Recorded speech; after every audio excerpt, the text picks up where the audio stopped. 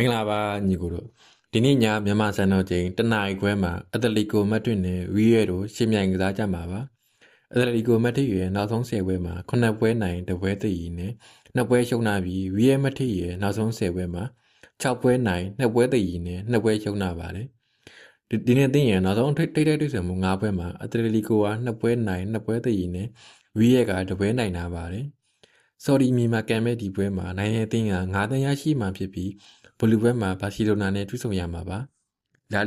လီဂါမှာတော့ကဂိုးပြည့်ရှုံခဲ့တဲ့ဝီရဲမက်ထက်ဟာဆော်ဒီမြန်မာအနိုင်ရလည်းရရှိနိုင်အောင်ကြိုးပမ်းလာနိုင်ပါတယ်စူပါဖလားသမိုင်းမှာအတလီက3ချိန်နဲ့ဝီရဲမက်ထက်က73ချိန်ပူဆွဲထားပါတယ်ဒီနေ့ပွဲမှာဝီရဲကနေပေါ်ဒီ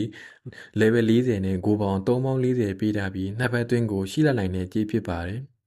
ဝီရဲမက်ထက်မှာမပေမပါဝင်နိုင်ပေမဲ့ဘက်တစ်နဲ့ပွဲတုန်းက hat-trick တင်ခဲ့တဲ့ဂွန်ဇာဂါစီယာနဲ့တိုက်စစ်ပိုင်းဖွဲ့ထက်လာဖို့ရှိပါတယ်။ဆော်ဒီမြန်မာကမှာဖြစ်လို့ဖျော်ဖြေမှုပြင်နိုင်မဲ့ပွဲဖြစ်ပြီးဂိုးရီမီဒီယာမှာဖြစ်လို့ကိုပေါင်းပေါ်ကိုကြိုက်ပါ